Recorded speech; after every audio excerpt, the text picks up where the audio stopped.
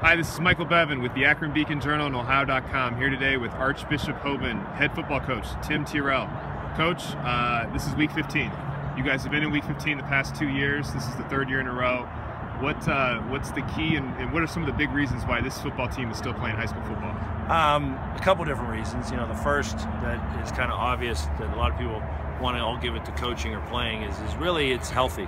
Okay. You're healthy in week 15. We've been blessed to be healthy those years, and it's another one. A lot of it goes back to our strength staff and our trainers, our docs, everybody that keeps our kids healthy. So very smart assistant coaches that will hold kids out of practice, even though I question it. It's really for the playoffs and it's for a run at the end. Holding kids out of games throughout the regular season, different things like that, because really the ultimate thing is this part of the season. And the second thing would be probably leadership. A lot of kids on this football team have played in this game the last 2 years, and they know what it takes to get here. They really didn't let the younger kids get too excited throughout those first 4 rounds of the playoffs, and didn't let them get too low either when they did something bad. So they understood what it takes to get to this point. And then when you get to this point, you're playing a great team no matter what. And at that point,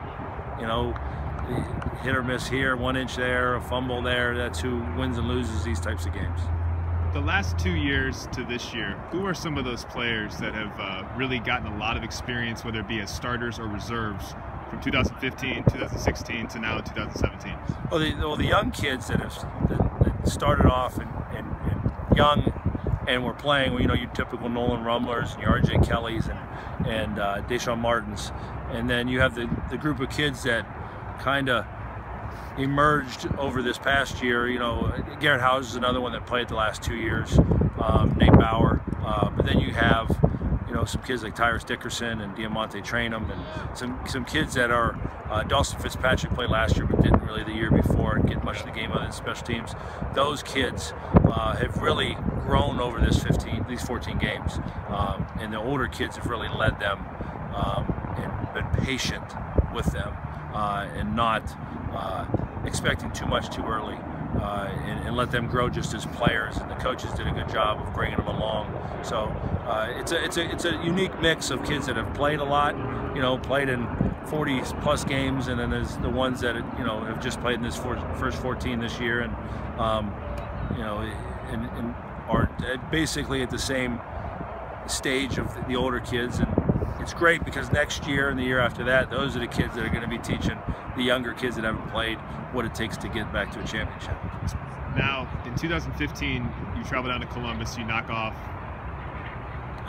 TCC, Toledo Central Catholic. Yeah. Last year, you go back down to Columbus, you knock off Trotwood Madison. Yeah. This year, you're back up in Canton going against Cincinnati Winton Woods. Yeah. Looking back to 2015, what, other than the state championship victory, what was a game where you walked away, you drove home, you thought, man, we really played really good football? Back in 2015, I would say Louisville, because we didn't come ready to play in the beginning of that game. I think we had an unbelievable second half against Louisville. And that was the second round of the playoffs, 2015. You could also say that the first St. V's game that year, where St. V's had really owned the rivalry for about 8 or 9 years. And that was the year that they just came ready to play and really didn't view it as a rivalry game and get too hyped about it. They just wanted it to be another game and really just wanted to treat it as any other game, and it worked out for them. And it's kind of been our success the last 5 games against them. This is business. It's let all the fans get hyped about it. And I think that's what kind of made the swing for the program. What about 2016? 2016, obviously, anytime you beat St. V's, twice in a season like we did in 15 and 16, that's a huge thing. But for me, it was DeSales, because we were down early against a very, very good DeSales team who I think could have won the state championship just like we did. And our kids battled, and we didn't throw the ball in the second half other than I think 2 times, and we were down, and we came back by running the ball.